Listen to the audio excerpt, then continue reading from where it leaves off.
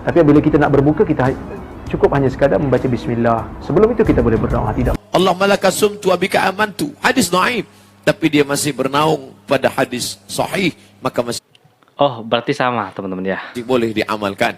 Yang kelima, dia untuk fadail a'mal, untuk memberikan. Hai semuanya, assalamualaikum warahmatullahi wabarakatuh. Berjumpa lagi dengan saya Meryak TV. Oke, apa kabar hari ini? Mudah-mudahan kabar daripada kalian semuanya semoga baik-baik saja. Dan buat kalian, buat teman-teman yang baru berjumpa dengan channel ini atau sama sekali belum tahu dengan channel Meryak TV, oke, salam kenal dan jangan lupa subscribe terlebih dahulu teman-teman ya. Oke, di video kali ini jom kita mengaji kepada dua ustadz lagi teman-teman. Seperti biasa ada Dr. Rozaimi dan juga ada Ustadz Abdul Somad, yang dimana Dr. Rozaimi mengatakan bahwa tidak ada doa khusus berbuka puasa alias doa berbuka puasa seperti Allahumma lakasumtu wa bika amantu wa ala rizqika afdartu birahmatika ya arhamar rahimin. Itu doif, itu hadisnya doif dan itu tidak sahih. Nabi tidak mengajarkan doa seperti itu katanya sih teman-teman ya.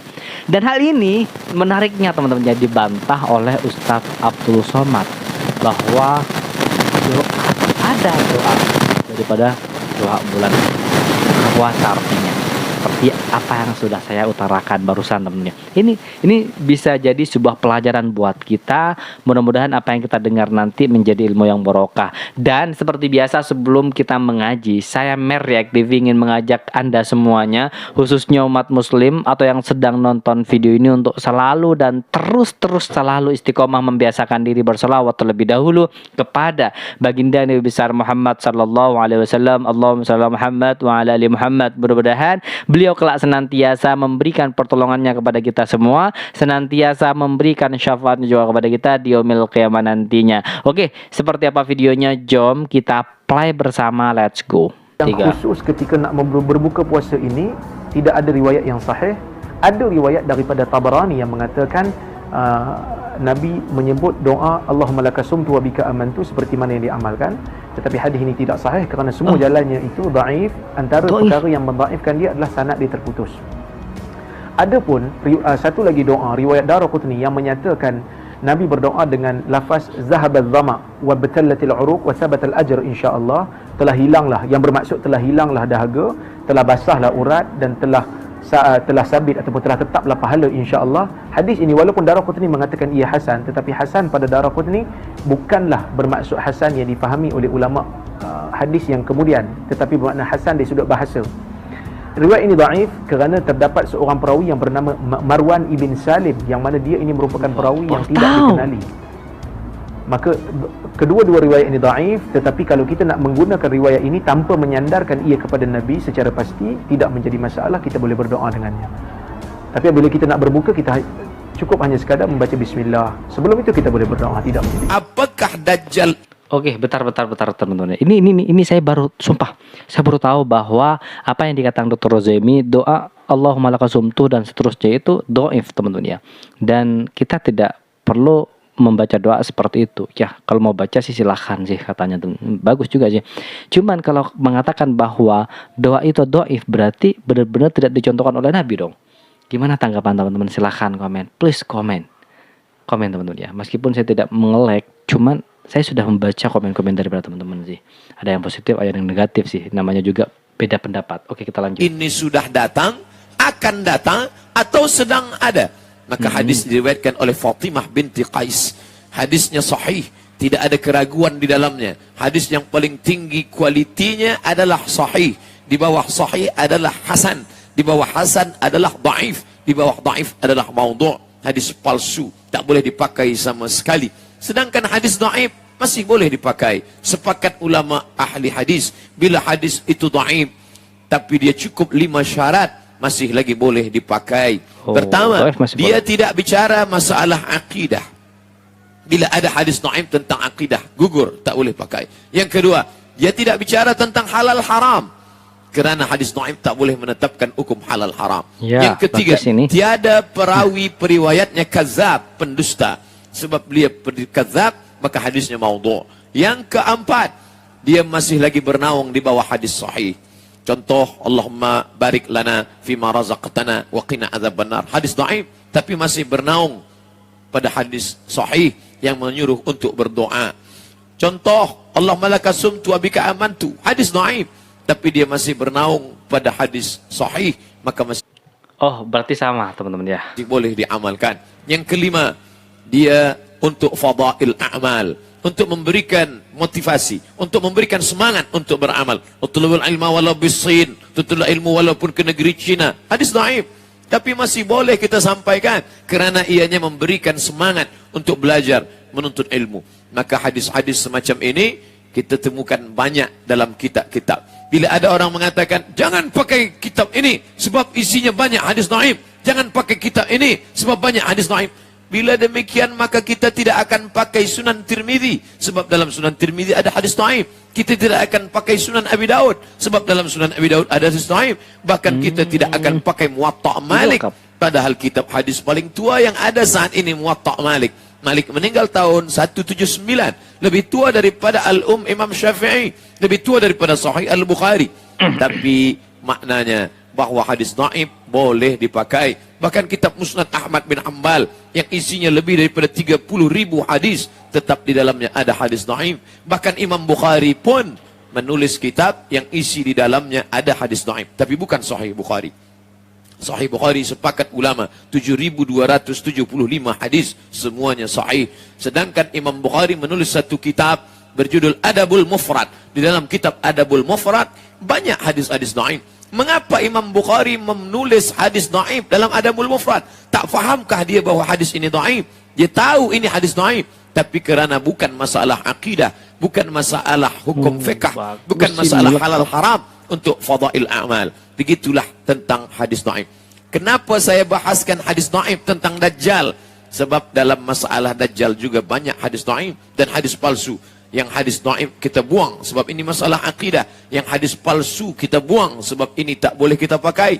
Man kadzdzaba alayya muta'ammidan, sesiapa sahaja yang berdusta terhadap diriku secara sengaja, falyatabawwa maq'adahu minan nar, siapkanlah tempat duduk kerusi daripada api neraka jahanam. Wal iyadzu billah, na'udzubillah. Adapun hadis Fatimah binti Qais, hadisnya sahih tentang Tamim Ad-Dari, bahwa ia sampai ke suatu pulau bersama sahabat-sahabatnya, lalu sampailah mereka dalam sebuah dir, tempat ibadah yang tua milik orang Yahudi zaman dahulu kala. Mereka menemukan seorang yang terbelenggu, lalu mereka berbicara dan orang itu bertanya, min aina antum, dari mana kamu berasal?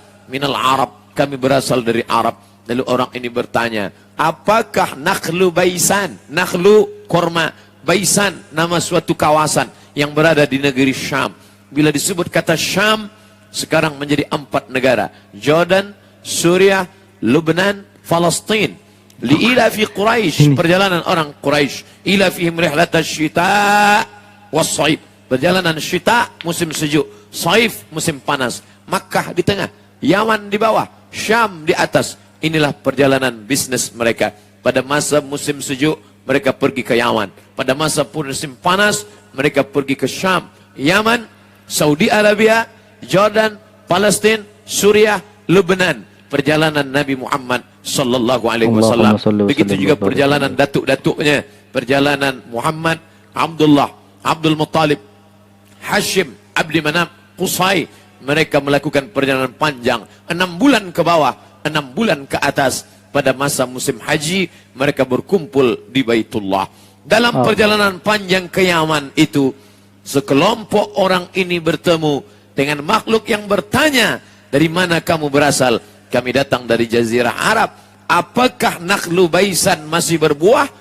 Maka mereka menjawab, ya, Nakhlu Baisan masih berbuah. Sampai masanya nanti Nakhlu Baisan, buah korma yang ada di negeri Baisan, akan mengering. Di saat itulah Dajjal tak lama akan keluar. Apakah hari ini Nakhlu Baisan masih berbuah? Masya Allah, tabarakallah, wal'iyadzubillah. Allah menunjukkan kebenaran hadis Nabi Muhammad sallallahu alaihi wasallam. Nakhlu Baisan hari ini berkurang, bahkan sebagiannya mati, pokok-pokoknya mengering.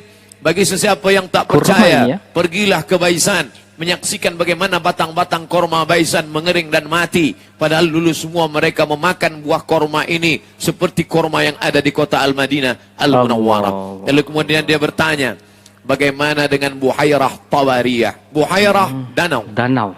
Seperti Al-Bahrul Mayyit.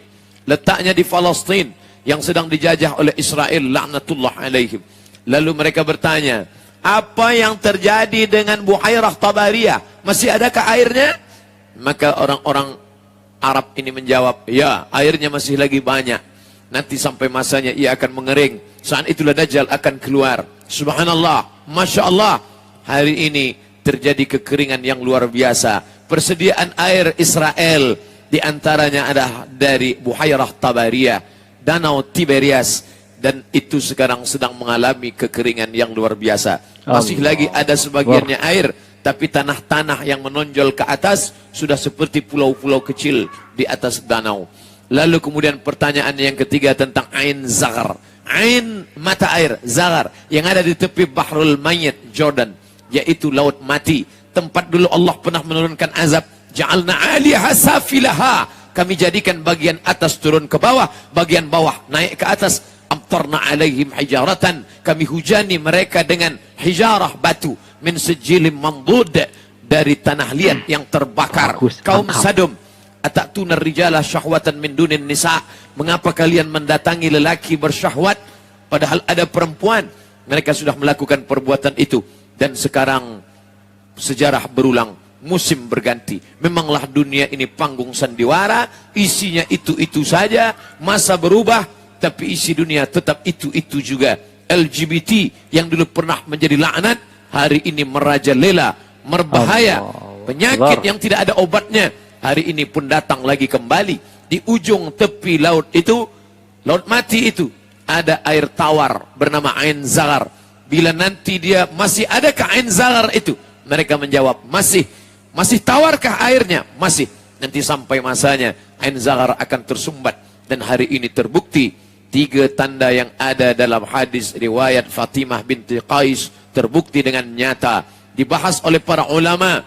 Tidak hanya pada ulama yang alim dalam masalah Quran Sunnah, tapi juga alim saintifik, mengerti tentang arkeologi, mengerti tentang astronomik. Mereka sudah kajikan masalah ini dan mereka percaya bahwa kejadian yang disampaikan Nabi Muhammad sallallahu alaihi wasallam, kita beriman dan percaya kerana ia bicara bukan kerana fikiran dan hatinya. Wa ma yantiqu 'anil hawa, dia tidak memperturutkan hawa nafsu. In huwa illa wahyun yuha, melainkan wahyu daripada Allah Subhanahu. Allahumma shalli ala Muhammad. Jadi teman-teman ya, sedikit pembahasan ini saya skip dulu sebelum kita lanjut. Masya Allah, luar biasa penjelasan daripada Ustadz Abu Somad itu lebih lengkap daripada Dr. Rozemi, teman-teman. Dr. Rozemi mengatakan bahwa cukup membaca doa dengan kalimat Bismillahirrahmanirrahim itu berbuka puasa. Karena kedudukan hadis dhaif, kata Dr. Rozemi, tidak harus digunakan. Sedangkan menurut Ustadz Abu Somad, hadis dhaif itu layak digunakan tapi tidak berkaitan dengan akidah seperti pembahasan Dajjal, teman-teman. Jadi sama-sama mengatakan hadis dhaif, cuman beda cara menerangkannya, teman-teman. Ustadz Abu Somad ini luar biasa. Benar-benar diterangkan sedetail-detailnya sehingga kita bisa dapat ilmu, teman-teman. Masya Allah, alhamdulillah. Dan berkaitan dengan Dajjal juga dibahas oleh beliau, Masya Allah. Yang dimana membahas Tamim Ad-Dari, teman-teman ya, yang terdampar di sebuah pulau yang bertemu dengan makhluk, yang dimana makhluk itu diborgol, dan sudah kita dengarkan barusan. Oke, kita lanjut. Wa ta'ala. Tajuk kita malam ini bukanlah membuat kita menjadi orang yang ketakutan. Saya tak ingin selepas kajian ini semua balik ke rumah dalam keadaan ketakutan sehingga tidur tak lelap, makan tak kenyang. Allah. Esok pagi semua kirimkan komen ke pengerusi masjid supaya Ustadz Somad jangan datang lagi ke Selangor sebab dia menakut-nakuti sahaja.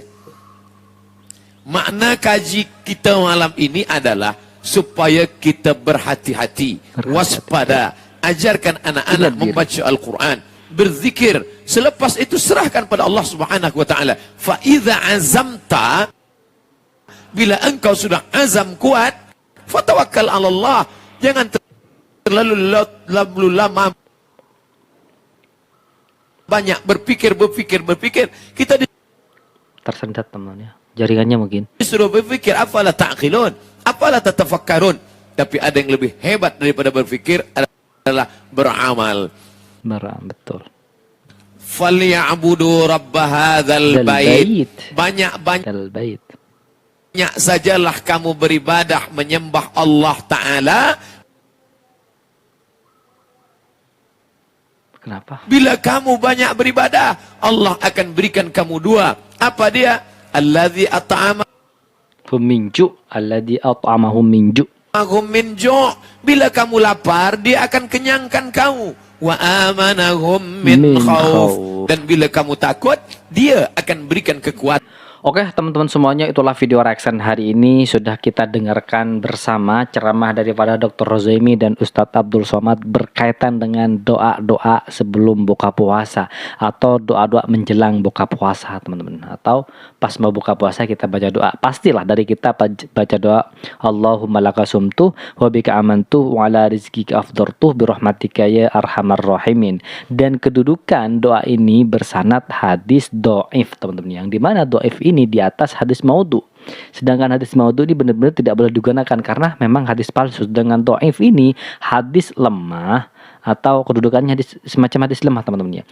Tidak boleh digunakan apabila hadis do'if ini berkaitan dengan akidah teman-teman ya. Sedangkan kalau mau berdoa ya silahkan gunakan doa ini karena ini baik kata Ustaz Abdul Somad. Sedangkan Dr. Rozaimi boleh juga digunakan, tapi alangkah baiknya tidak digunakan, cukup membaca Bismillahirrahmanirrahim seperti itu. Jadi menurut teman-teman gimana tentang masalah hal ini? Apakah kita bersama ini yang sudah membiasakan doa ini harus dibaca sebelum buka puasa, atau memang harus kita tinggalkan teman-teman ya? Dan juga pembahasan Ustaz Abdul Somad lebih rinci, lebih lengkap, yang dimana kedudukan hadis terbaik adalah sahih, hasan, do'if, maudhu. Hadis apa lah? Ada 5 kayaknya teman-teman ya. Saya lupa, yang ketiga ini lupa. Mungkin daripada teman-teman ingat silahkan komen. Dan itulah video reaction hari ini. Mudah-mudahan video ini bermanfaat, penuh dengan ilmu, penuh dengan keberkahan juga. Amin amin ya rabbal alamin. Jadi buat kalian yang suka dengan video ini, silahkan bantu dengan cara menekan tombol like, komen, dan share. Seperti biasa, jangan lupa di subscribe terlebih dahulu channel daripada Mer React TV ini. Baik, kita akhiri dengan kalimat hasbunallah wa ni'mal wakil, ni'man maula wa liman nasir, wala haula wala quwwata illa billahi. Kita ketemu next video berikutnya. Assalamualaikum warahmatullahi wabarakatuh.